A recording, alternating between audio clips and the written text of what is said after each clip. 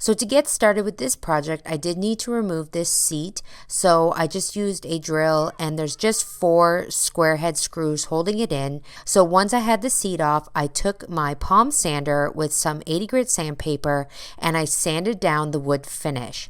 So once I had it all sanded down, I took my Dixie Belle paint in the shade in the navy and I painted the areas that I wanted painted. And the rest of the chair I'm going to leave natural wood. I let my chair dry for at least 6 hours. While I was waiting for my chair to dry, I fixed up this old seat. So I removed this old dated fabric, which was really hard to remove. The staples were really old and rusty, so I had to use a pair of needle nose. And underneath, the piece of wood for the chair seat is in great shape. Then I took an old painting drop cloth that I had left over. Doesn't have any paint on it, so I'm going to go ahead and use it for this project. I used my Cricut Easy Press to iron out any wrinkles. And then I went and found the middle of my chair seat. So I used a tape measure, marked the middle. So I just use my markings as a guide so I can set my painter's tape down the middle and make sure it's nice and straight. Then again, I used the same Dixie Belle paint that I used to paint the chair. And I'm just taking a foam brush and I'm painting and dabbing down the middle of this painter's tape, making sure that I dab nice and light so that I don't get any bleeding under the tape. You want to dab, not brush onto the fabric. Once it's dry, I just go ahead and flip it over and then I attach the fabric to the back of the chair pad. So I'm going to go ahead here with a crown stapler and just folding over the corners and then place a staple in on either side. I replaced the chair seat onto the chair and this is my finished chair completed. I am so happy with how this turned out. I'm glad that I decided to pull this chair out of the trash and restore it and give it new life. It looks great here in my home office, just in the corner, to create a nice little reading nook for myself. The thrift store is full of solid pieces of vintage and antique furniture just waiting for a new life. And the secret ingredient to transforming and upcycling some of these pieces is fabric softener. For this project, I took a trip to my favorite thrift store and spotted this vintage solid wood chair for $25 that had beautiful carvings and was super comfortable to sit in. To start, I began sanding the wood portion of the chair with 80 grit sandpaper and an orbital sander to remove the bulk of the stain from the arms, legs, and back of the chair. Because this chair had lots of grooves and small spaces where the orbital sander couldn't reach, I sanded the rest of the stain off by hand with 80 grit sandpaper, then went into all the nooks and crannies with my Dremel. To remove the remainder of the stain, I sprayed the wood with oven cleaner, allowed it to sit for about 30 minutes, then used a stiff brush to scrub it down. Once I was done scrubbing, I washed all the oven cleaner off and allowed it to dry overnight. The next day, I did a final sanding with 220 grit sandpaper, then used a brush to remove all the dust from the crevices and vacuumed the entire chair. Next, I painted on some wood conditioner to the wood, allowed that to dry for about 30 minutes, then stained it first in the color Early American, then I went in with a gel stain in the color Hickory. Once again, I allowed the wood to dry overnight. Once the stain was completely dry, I used my upholstery cleaner to deep clean all the fabric, then I taped off the wood around the upholstered sections. To transform the upholstery, I first mixed a base coat of fabric paint, which was 1 part latex paint to 2 parts fabric softener. I started off with about 4 ounces of paint and 8 ounces of fabric softener and mixed it all together. Before painting the upholstery, I used a water bottle to spray the fabric and used my hand to ensure that there was even distribution of the water. Then I applied a light layer of paint to all of the upholstery, allowed it to dry for a few hours, then went in for a second layer of the base coat. Once the first 2 coats of paint were dry, I used a 400 grit sanding block to lightly sand the paint, then wiped away the dust.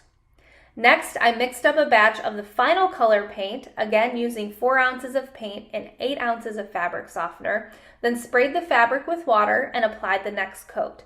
I allowed the paint to dry for a few hours, then applied 3 additional coats in the same way for a total of 6 coats. I found that it was important for the fabric to be wet before applying the next coat of paint, but I only found the need to sand twice throughout the whole process. Once the paint was dry, I added a layer of feed and wax to the wood portions of the chair instead of sealing it with a top coat because I liked the look of the raw wood best. Now the chair is complete. I'm so happy with how it turned out. It went from a dated chair to a more stately piece of furniture that fits my style so much better, and what really made the biggest impact was painting the fabric. I found this gorgeous vintage chair at my local thrift store, but I wasn't a fan of the seat cushion. Instead of just recovering it with fabric, I wanted to try something a little more creative. First, I flipped the chair over and used a flathead screwdriver to remove the screws holding the cushion in place. With the cushion gone, it was time to get weaving. One by one, I looped the belts across the frame, weaving them together in a crisscross lattice pattern, pulling each one tight as I went. Once that the frame was fully covered, I trimmed the extra strap ends with scissors.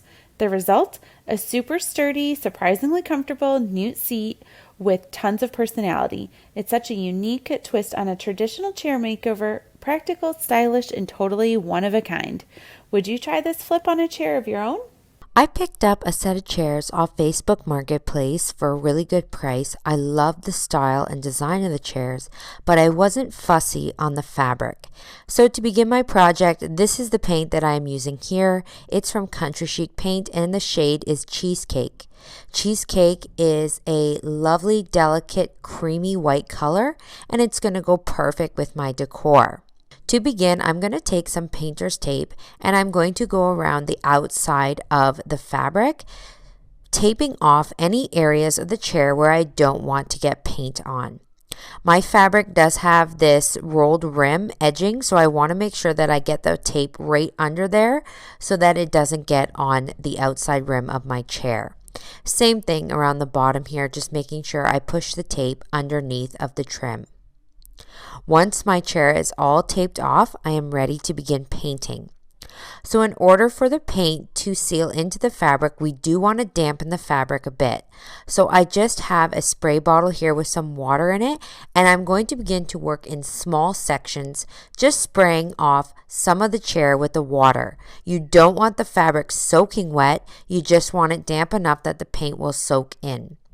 So I'm going to begin painting. I am just using a 1.5 inch angled brush here to paint my fabric. And again, I'm working in small sections, spraying and then painting as I go. You want to make sure that you do a nice light coat. It is better to do 2 light coats than 1 big heavy drippy coat. Lighter coats will also help your chair to not become hard. When I get to areas like this where there's a fold in the fabric, I want to pull the fabric out just a bit and really work my brush into the fabric to make sure I get into the fold. For the upper portion of my chair, I just continue in the same process that I have been doing. But again, when I get to the rim and the outside of the chair where this rolled rim is, I want to do more of like a pouncing technique with my brush to make sure that I get all around this edge, making sure that none of the old fabric color will show through. When I am done painting, I'm going to remove the painter's tape, and I do this when the paint is still a little bit tacky. You don't want to wait till it's completely dry because you may peel off the paint when removing the painter's tape. I let my chair dry for a full 24 hours before sitting on it or doing anything with the chair. And this is the finished look. I am so happy with how these chairs turned out, and they now match and suit my decor more than they did before. This is an easy way to update any chair that you have in your home if you're not the best at upholstery.